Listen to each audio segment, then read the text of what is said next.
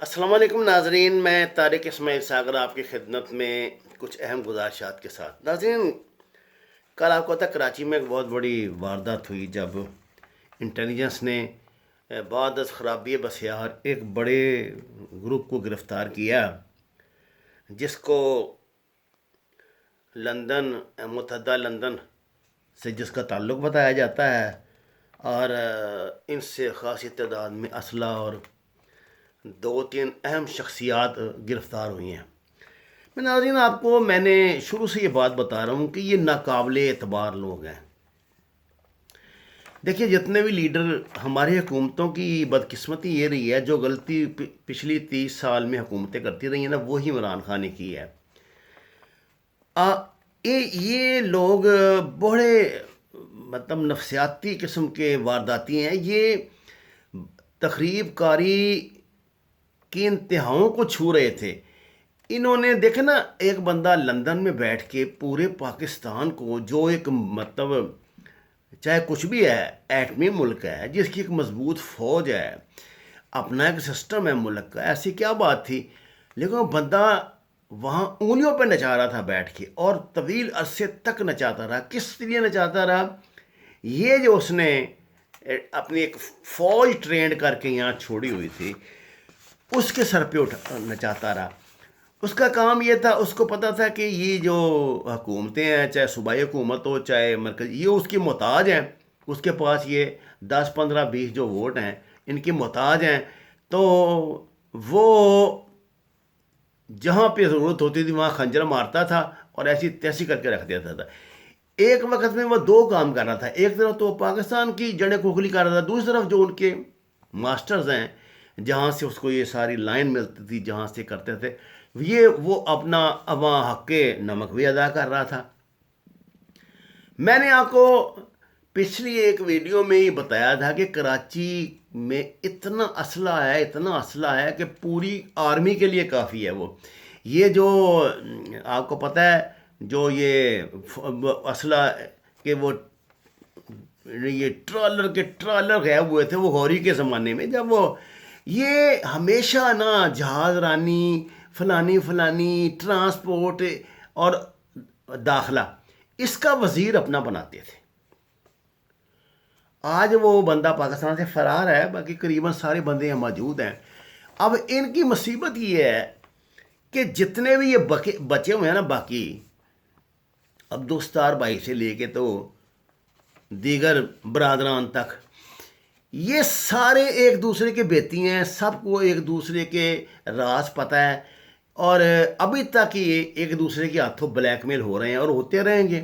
کراچی کے عوام کو خدا کا شکر ہے سمجھ آ گئی تھی. انہوں نے اس دفعہ ان کو لفٹ نہیں کرائی، لیکن عمران خان کو کوئی ایسا شوق چڑھا تھا نا اس مرتبہ جھوٹا لینے کا، بادشاہی کا، کہ اس نے کہا کہ یار میں ان کو ساتھ ملا لیتا ہوں.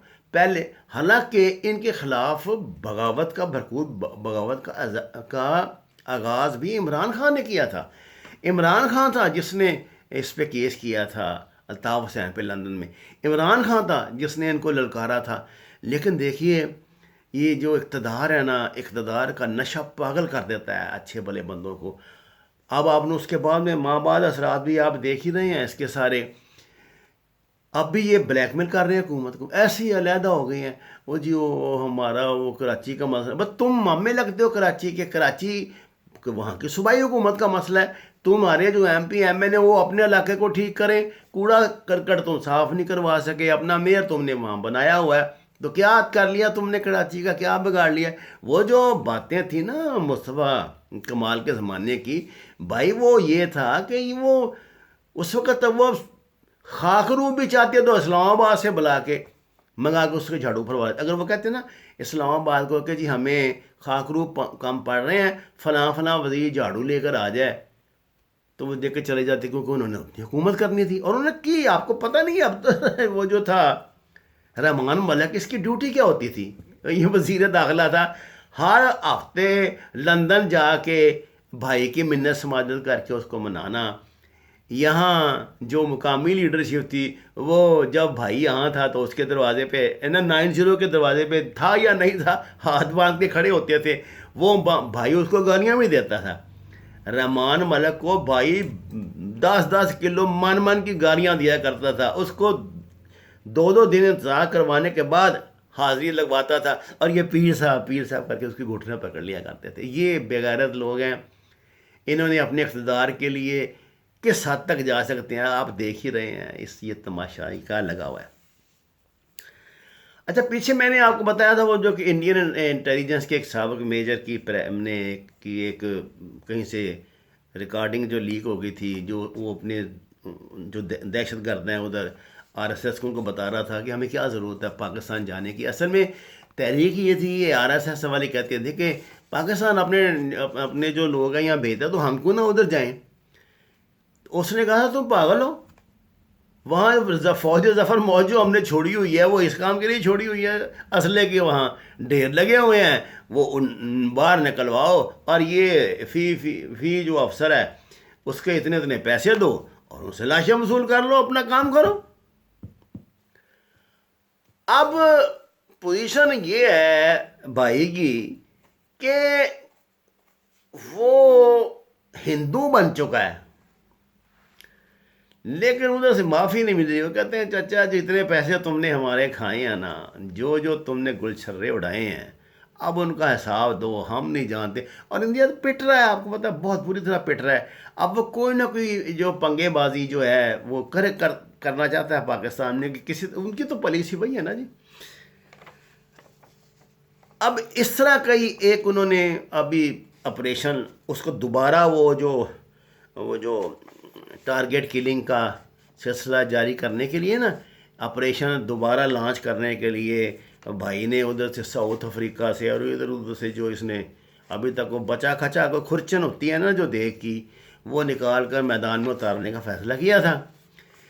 کچھ دن سے آپ نے دیکھا بڑی پراسرار سی خاموشی ان پہ طاری ہے. یہ چپ بیٹھنے والے نہیں ہیں، یہ چپ بیٹھنے والے نہیں ہیں.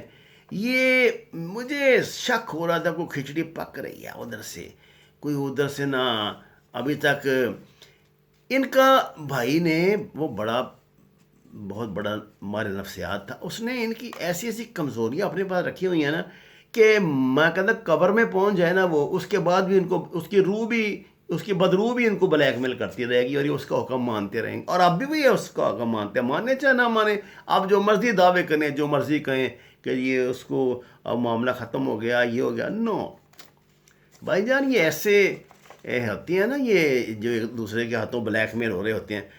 اچھا جی، یہ جب اس نے انٹیلیجنس نے کارروائی کی ہے تو وہاں سے 38 SMG ملی ہیں، 9 RPG ملی. RPG آپ سمجھتے ہیں راکٹ لانچر جو فائر کرتے ہیں. 60 دستی بم ملے ہیں، 10 ڈیٹونیٹر ملے ہیں، اور مارٹر گولے اور اسلحے کے 53 باکس. اچھا، ملتے کہاں سے ہیں؟ وہی وہ ٹینکیوں میں چھپائے ہوئے ہیں، کوئی پلاٹ ہے اس میں چھپائے ہوئے ہیں، اور آپ سے نہیں چھپائے ہوئے. اور میں کہتا ہوں پتہ نہیں اب یہ کتنے، میں تو پہلے کراچی جو ہے نا وہ اس کی اسلحے کے ڈھیر پہ بیٹھا ہوا ہے. وہ تڑف یہ رہے ہیں کہ اس کی کلبھوشن کی گرفتاری کے بعد ان کے پاس نا اب وہ جو ان کی نیٹ ورکنگ تھی نا بڑی کمزور پڑ چکی ہے. جو ان کے جو جتنے بھی ان کے الائیو سیل تھے وہ تو ڈیمولش ہو چکے ہیں. جو ان کے جو دوسرے ہیں چھپے ادھر ادھر کچھ لوگ، ان کو ایکٹیو کرنے کے لیے بہت بڑا انسینٹیو دینا پڑتا ہے. وہ آپ کو پتہ ہے اس وقت میدان میں نکلیں گے نہیں، کیونکہ بہت سخت ہے وہاں پہ. جو یہ انٹیلیجنس ہے وہ بڑی ایکٹیو ہے، پاکستان کی کاؤنٹر انٹیلیجنس بہت سمارٹ ہے. خیر، یہ ایک لیڈ ملی تھی جس میں انہوں نے کارروائی کی، تو وہاں محمود صدیقی صاحب کو گرفتار کیا گیا ہے. آپ کا تعلق جو ہے M سے، اب اس کو آپ اس کو لندن بنا لیں، اس کو کراچی بنا لیں، اس کو پشاور بنا لیں، جو مرضی بنا لیں، M لندن سے ہے.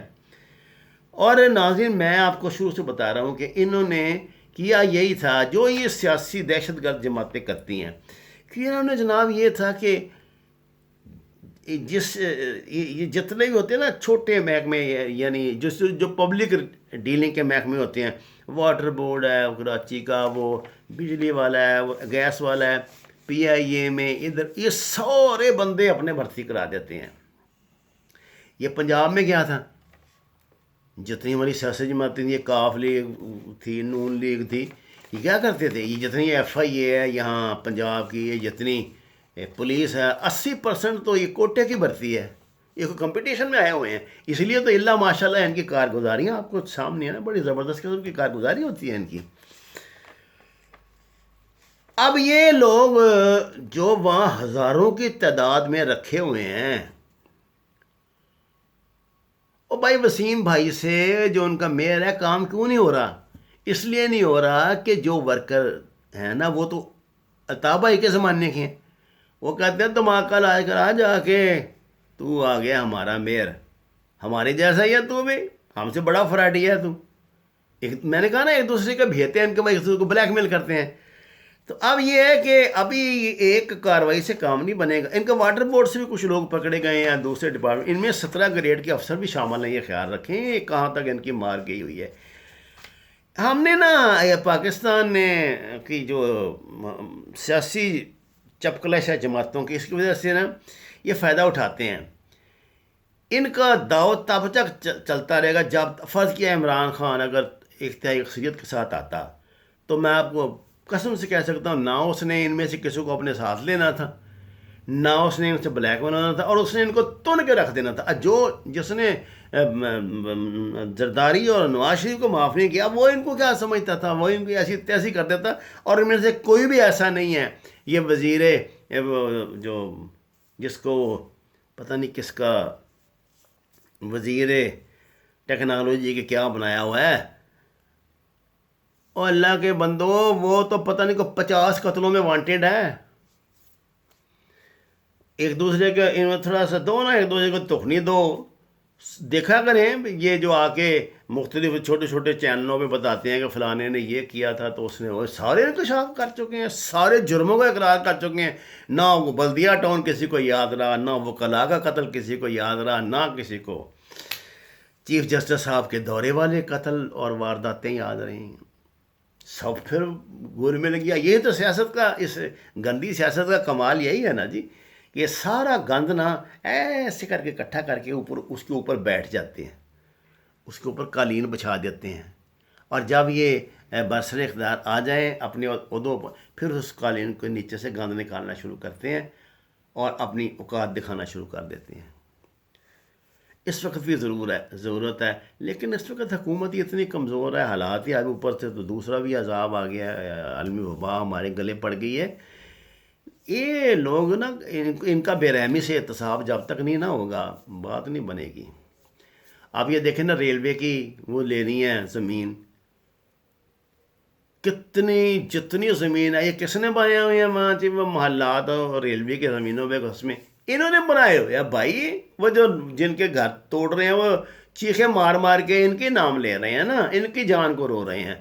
جتنے ناجائز قبضے تھے، جتنے شادی ہال ناجائز بنے ہوئے، جتنے گراؤنڈوں پہ قبضے، یہ سب ان کے ہی تھے. اب حکومت کو چاہیے جو ان کے دفاتر قبضے میں کیے ہیں نا، جو ڈیمولش کر دیے وہ تو ٹھیک ہے، جو نہیں ان کو فروخت کر کے وہ پیسے ان بیچاروں کو دے جنہوں نے پیسے دے کے ان سے زمینیں خریدی تھیں. لیکن حکومت ایسا کہاں کرے گی؟ اس کا یہ مطلب تو نہیں، صورتحال تو یہی ہے، زمینی سچائیاں تو یہ کہ ہم سچ بھی نہ بولیں. ہم تو بھائی بولیں گے. ناظرین، یہ میرا آفیشیل چینل ہے، آپ سے درخواست ہے اسے سبسکرائب کریں، اب آپ میں شیئر کریں اور سچ کے سفر میں میرا ساتھ دیں. آپ کا بہت شکریہ.